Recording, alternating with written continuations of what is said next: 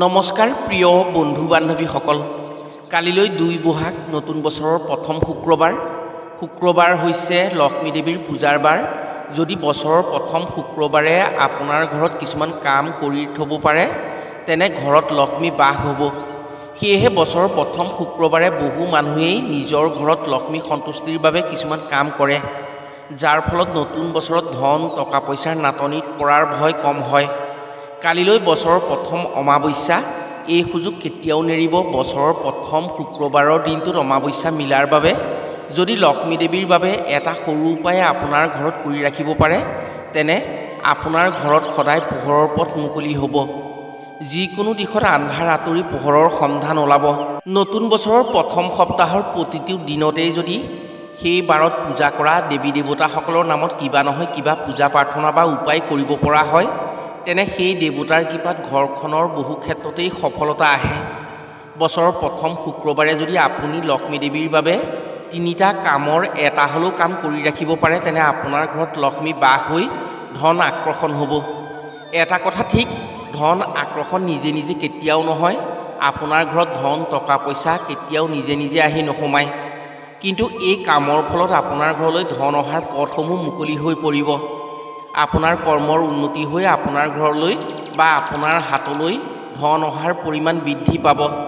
আগতে যদি আপুনি ধন অহাৰ পাছত ঘৰত ধন সাঁচি ৰাখিব পৰা নাছিল, বছৰৰ প্ৰথম শুক্ৰবাৰে কৰা এই 3টা কামৰ বাবে লক্ষ্মী দেৱীৰ কৃপা পৰিব আৰু আপোনাৰ ঘৰত ধন সাঁচিব পাৰিব।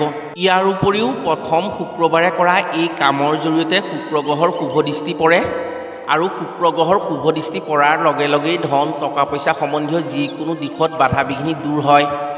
ধন উপাৰ্জনৰ ক্ষেত্ৰত জ্ঞান বুদ্ধি বেছি হয়।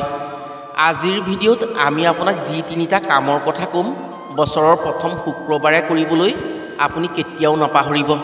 আপুনি বিশ্বাস কৰিলেও বা নকৰিলেও এই কামকেইটা যদি আপুনি নকৰাকৈ থাকে, তেনে আপোনাৰ ঘৰত ধন টকা পইচাৰ নাটনি আহিব পাৰে। কাৰণ বছৰৰ প্ৰথম শুক্ৰবাৰে কৰা লক্ষ্মী সন্তুষ্টিৰ কামেই বছৰটোত ঘৰলৈ বা নিজৰ হাতলৈ ধন টকা পইচাৰ অহাৰ পথবোৰ মুকলি কৰে। যিসকলে ধনৰ নাটনিত পৰি আছে বা ধনৰ নাটনি নাইকিয়া কৰিব খোজে, সেইসকলে এই কাম নিশ্চয় কৰক। বছৰটোত ধনৰ ফলাফল নিজেই পাব। আপোনাৰ ধনৰ ক্ষেত্ৰত থকা দৰিদ্ৰতা অন্ত পৰিব আৰু কোনোদিন ধন টকা পইচাৰ দিশত আনৰ ওচৰত আপুনি সৰু হ'ব নালাগে। গতিকে যিসকলে জ্যোতিষশাস্ত্ৰ বাস্তুশাস্ত্ৰ আৰু আধ্যাত্মিকতাক বিশ্বাস কৰে, লক্ষ্মী দেৱীৰ কৃপাত নিজৰ অৰ্থনৈতিক ক্ষেত্ৰখন টনকিয়াল কৰিব বিচাৰে, সেইসকলৰ বাবে আজিৰ ভিডিঅ'টো অতি গুৰুত্বপূৰ্ণ ভিডিঅ'। বছৰৰ প্ৰথম শুক্ৰবাৰে অমাৱস্যা পৰাৰ বাবে এইদিনা এই 3টা কাম কৰি থ'ব পাৰিলে বছৰটোত ধনৰ ক্ষেত্ৰত আপুনি কোনোদিন কষ্ট পাব নালাগে আৰু আনৰ ওচৰত হাত পাতিব নালাগে। বহু ধনী নহ'লেও আপুনি আনক হাত নপতাকৈ আপুনি আপোনাৰ উপাৰ্জনেৰে চলি থাকিব পাৰিব। সেয়েহে আজিৰ ভিডিঅ'টো শেষলৈকে চাই কাম 3টাৰ বিষয়ে জানি বছৰৰ প্ৰথম শুক্ৰবাৰে যদি আপুনি ইয়াৰ এটা কামো কৰিব পাৰে, তেনে লক্ষ্মী দেৱীৰ কৃপাত নিশ্চয় উপকৃত হোৱাৰ সুযোগ পাব। প্ৰিয় বন্ধু বান্ধৱীসকল, কথাসমূহ কোৱাৰ আগতেই আপোনাক এটি সৰু অনুৰোধ জনাওঁ। ভিডিঅ'টো যদি ভাল পায়, তেনে এটা লাইক কৰাৰ লগতে কমেণ্ট বক্সত মাতা লক্ষ্মীক ভক্তি মনেৰে স্মৰণ কৰি জয় মা লক্ষ্মী বুলি লিখিবলৈ কেতিয়াও নাপাহৰিব। আৰু যদি আমাৰ চেনেললৈ প্ৰথম আহিছে, তেনে চেনেলটো ছাবস্ক্ৰাইব কৰাৰ লগতে অন্য 10জনে উপকৃত হোৱাকৈ ভিডিঅ'টো শ্বেয়াৰ কৰিবলৈ অনুৰোধ জনালোঁ। সকলোৱেই কামনা কৰে যে নিজৰ ঘৰত লক্ষ্মী দেৱী বাস হওক, নিজৰ ঘৰখনত ধন টকা পইচাৰে সমৃদ্ধিশালী হৈ উন্নতি হওক। কিন্তু মাতা লক্ষ্মী সকলো স্থানত বাস নহয়। কিছুমান সৰু সৰু ভুলৰ বাবেই বা কিছুমান সৰু সৰু ত্ৰুটিৰ বাবেই লক্ষ্মী দেৱীৰ কৃপাৰ পৰা বঞ্চিত হ'বলগীয়া হয় যিকোনো ব্যক্তি। শাস্ত্ৰ অনুসৰি লক্ষ্মী দেৱীক সন্তুষ্ট কৰাটো সিমান কঠিন কামো নহয়, মাথো কিছুমান সৰু সৰু নিয়ম নীতি মানিব লাগে লক্ষ্মী দেৱীৰ সন্তুষ্টিৰ বাবে। বছৰৰ প্ৰথম শুক্ৰবাৰে নিজৰ ঘৰত কৰা কিছুমান সৰু সৰু কামৰ বাবেই মাতা লক্ষ্মী বাস হয় সেইখন ঘৰত। বছৰৰ প্ৰথম শুক্ৰবাৰে মাতা লক্ষ্মীৰ নামত পূজা অৰ্চনা কৰাৰ লগতে যদি মিচিৰি আৰু ক্ষীৰ ভোগ হিচাপে দিয়া হয়, তেনে মাতা লক্ষ্মী অতি প্ৰসন্ন হয় আৰু সেইখন ঘৰত ধন টকা পইচাৰ ক্ষেত্ৰত বহু ক্ষেত্ৰতেই সুযোগ সুবিধা আহে। বহু ক্ষেত্ৰত দেখা যায় যে কিছু সংখ্যক লোকে বহু কষ্ট কৰে, বহু চেষ্টা কৰে, কিন্তু তেওঁলোকে সফলতা পোৱাত পলম হয়। সফলতাৰ বাটত বাধা বিঘিনি আৰু অপায় অমংগলে বিধি পথালি দিয়ে। সকলোবোৰ ক্ষেত্ৰত গুণী জ্ঞানী ধাৰ্মিক হোৱাৰ পাছতো তেওঁলোক ধন টকা পইচাৰ ক্ষেত্ৰত উন্নতি কৰিব নোৱাৰে আৰু ধন টকা পইচাৰ দিশত তেওঁলোকে পাছ পৰি থাকিব লগা হয়। আপোনাৰ ক্ষেত্ৰতো যদি এনেধৰণৰ সমস্যা হৈ আছে তেনে জানিব আপোনাৰ ভাগ্যত লক্ষ্মী দেৱীৰ কৃপাৰ অভাৱ হৈ আছে, যাৰ ফলত কষ্ট কৰাৰ পাছতো আপোনাৰ হাতলৈ ধন টকা পইচাৰ অহাত বাধা হৈ আছে। তেনে ক্ষেত্ৰত যদি বছৰৰ প্ৰথম শুক্ৰবাৰে সন্ধিয়া এটা তলা নিজৰ হাতেৰে কিনি আনি কোনো মন্দিৰৰ গেটত সেই তলাটো মাৰি চাবিটো সেই তলাটোৰ লগত লগাই থৈ আহিব পাৰে, সেই তলাটো যেতিয়া পিছদিনা কোনোবাই খুলিব বা মন্দিৰৰ পূজাৰীয়ে খুলিব, তেতিয়া আপোনাৰ ভাগ্য মুকলি হৈ পৰিব। তেতিয়া আপোনাৰ হাতলৈ ধন টকা পইচাৰ ক্ষেত্ৰত যি বাধা বিঘিনি হৈ হাতলৈ ধন অহাত বাধা থাকে, সেই বাধা খোল খাই পৰিব। আপোনাৰ ক্ষেত্ৰতো যদি এই সমস্যা হৈ আছে, বছৰৰ প্ৰথম শুক্ৰবাৰে এই কাম কৰক, আপোনাৰ হাতলৈ ধনৰ আকৰ্ষণ হ'ব আৰু আপোনাৰ ভাগ্য মুকলি হ'ব। শাস্ত্ৰমতে আহঁত গছ হৈছে দেৱী দেৱতাসকলৰ অতি প্ৰিয় গছ। আহঁত গছৰ তলত সকলো দেৱী দেৱতাই জিৰণি লয়। যদি বছৰৰ প্ৰথম শুক্ৰবাৰৰ দিনটোত আহঁত গছৰ তলত ৰঙা শলিতাৰে এগছি ঘিউ বন্তি জ্বলাই ৰঙা ফুল অৰ্পণ কৰা হয় আৰু মাতা লক্ষ্মীক নিজৰ ঘৰলৈ আমন্ত্ৰণ কৰা হয় নিজৰ মনৰ ভাষাৰে, বিশ্বাস কৰা হয় যে সেই ঘৰলৈ মাতা লক্ষ্মীৰ আগমন হয়। ফলস্বৰূপে সেইখন ঘৰত বছৰটোত লক্ষ্মী দেৱীৰ কৃপাত ধন টকা পইচাৰ ক্ষেত্ৰত সুখ শান্তি হয়। বহু ক্ষেত্ৰত দেখা যায় যে কোনো লোকে ধন টকা পইচাৰ ক্ষেত্ৰত অলপ টনকিয়াল হোৱাৰ পাছত তেওঁলোকক কোনো শত্ৰুৱে তেওঁলোকৰ উন্নতি সহিব নোৱাৰি কেনেকৈ হানি বিঘিনি কৰিব পাৰি সেই চিন্তা কৰি হিংসা অন্যায় কৰে। বহু সময়ত ধন টকা পইচাৰ ক্ষেত্ৰত দুৰ্বল কৰিবৰ বাবে তান্ত্ৰিক উপায়ো প্ৰয়োগ কৰা দেখা যায়, যাৰ ফলত সেইখন ঘৰত অপশক্তিৰ প্ৰভাৱ পৰি দিনে দিনে ধনৰ ক্ষেত্ৰত দুৰ্বল হৈ আহে আৰু এটা সময়ত দৰিদ্ৰতাৰ কবলত পৰি নানান দুখ যান্ত্ৰণাত সহিবলগীয়া হয় সেই ঘৰৰ ব্যক্তিয়ে। এনেবোৰ ঘটনা প্ৰায়েই হৈ থাকে। বহুতে বিশ্বাস কৰে আৰু বহুতে বিশ্বাস নকৰে, কিন্তু ই প্ৰকৃততে সঁচা। যেতিয়া ঘৰত ঋণাত্মক শক্তিৰ প্ৰভাৱ বেছি হয়, তেতিয়া মাতা লক্ষ্মীয়ে সেইখন ঘৰৰ পৰা আঁতৰি যায়। নিমখ হৈছে অপশক্তিৰ নাশক পদাৰ্থ। অপশক্তিৰ প্ৰভাৱ সদায় ঘৰৰ পশ্চিম দিশৰ পৰা ক্ৰিয়া কৰে।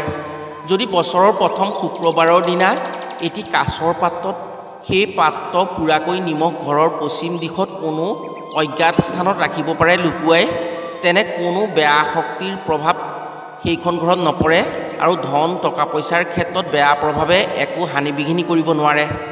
ইয়াৰ উপৰিও বছৰৰ প্ৰথম শুক্ৰবাৰে যদি আপোনাৰ ঘৰৰ ৰান্ধনি ঘৰৰ চাউল থোৱা পাত্ৰত এখন ৰঙা কাপোৰত এটা এটকীয়া মুদ্ৰা আৰু 2টা লং, অকণমান হালধি গুড়ি, 3টা তুলসী পাত বান্ধি এটা টোপোলা কৰি আনে নজনাকৈ ঘৰৰ মূল মহিলাগৰাকীয়ে বা ঘৰৰ মূল মানুহজনে লক্ষ্মী দেৱীক স্মৰণ কৰি সেই চাউলৰ পাত্ৰৰ মাজত থৈ দিব পাৰে, তেনে মাতা লক্ষ্মীৰ কৃপা পৰে ঘৰখনত আৰু সেই ঘৰত মাতা লক্ষ্মী বাস হয়।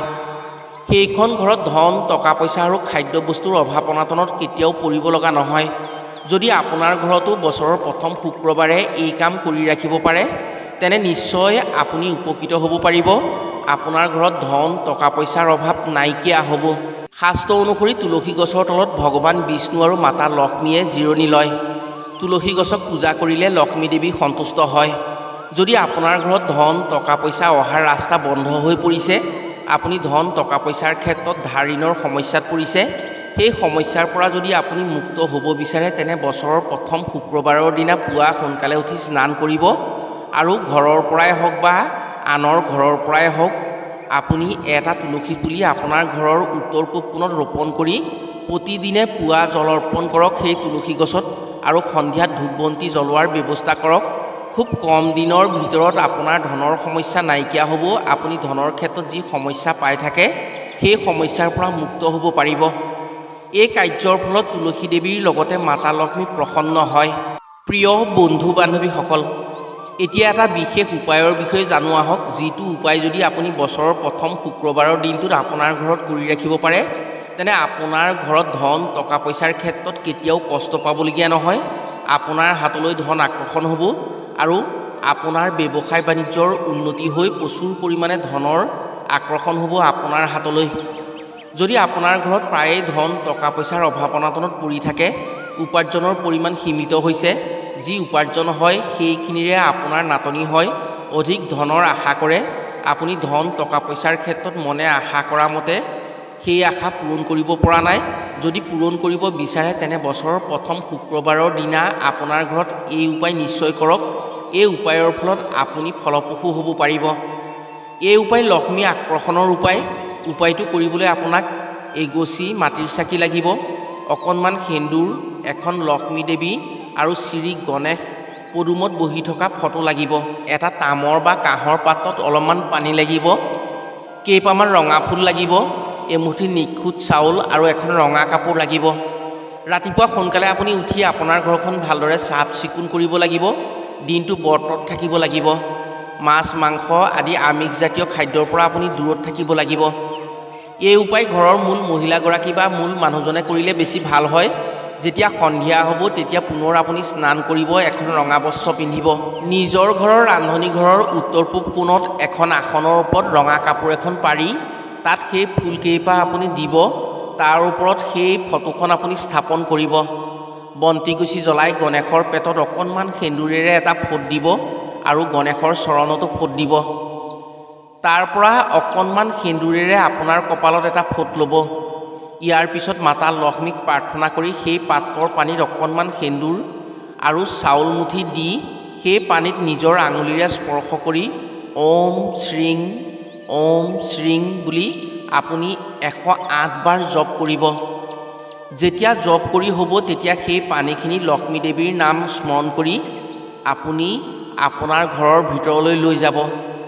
যদি সেই পানী আপুনি আপোনাৰ ঘৰত ধন টকা পইচা ৰখাৰ বাকচত ছটিয়াই গোটেই ঘৰত সেই পানীখিনি ছটিয়াব পাৰে তেনে আপোনাৰ ঘৰত লক্ষ্মী দেৱীৰ বাস হ'ব। বছৰৰ প্ৰথম শুক্ৰবাৰে এই কাম কৰাৰ পিছত আপুনি প্ৰতি শুক্ৰবাৰে সন্ধিয়া ধূপ বন্তি জ্বলাই লক্ষ্মী দেৱীক পূজা প্ৰাৰ্থনা কৰিব লাগিব। অৰ্থাৎ লক্ষ্মীৰ সন্তুষ্টিৰ বাবে যিসমূহ কাম কৰিব লাগে, সন্ধিয়া ঘৰত বন্তি জ্বলাব লাগিব বা আপোনাৰ ঘৰখন চাফ চিকুণ প্ৰতিদিনেই কৰিব লাগিব। ইয়াৰ পিছত দেখিব আপোনাৰ ঘৰত মাতা লক্ষ্মীৰ বাস হ'ব। ক'ৰ পৰা কেনেকৈ আপোনাৰ ঘৰলৈ ধন টকা পইচা আহিব আপুনি গমেই নাপাব। প্ৰিয় বন্ধু বান্ধৱীসকল, বছৰৰ প্ৰথম শুক্ৰবাৰৰ দিনা যদি এইসমূহ কাম আপুনি কৰিব পাৰে, আপোনাৰ ঘৰত মাতা লক্ষ্মীৰ বাস হ'ব। মাতা লক্ষ্মীৰ কৃপাত আপুনি কোনোদিন ধন টকা পইচাৰ ক্ষেত্ৰত পিছ পৰি থাকিবলগীয়া নহয়। আপোনাৰ ভাগ্যই আপোনাক সহায় কৰিব আৰু আপোনাৰ ক্ষেত্ৰত উন্নতি নিশ্চিত হ'ব। আশা কৰিছোঁ বছৰৰ প্ৰথম শুক্ৰবাৰে অমাৱস্যা মিলাৰ বাবে যদি আপুনি এই কাম কৰি থ'ব পাৰে আপোনাৰ ঘৰত, তেনে আপুনি নিশ্চয় উপকৃত হোৱাৰ সুযোগ পাব। আজিলৈ ভিডিঅ'টো ইমানতে সামৰিছোঁ। পুনৰ অন্য এটি ভিডিঅ'ৰ জৰিয়তে লগ পোৱাৰ আশাৰে আজিলৈ আহোঁ। সকলো ভালে থাকক, সুস্থ থাকক। ধন্যবাদ।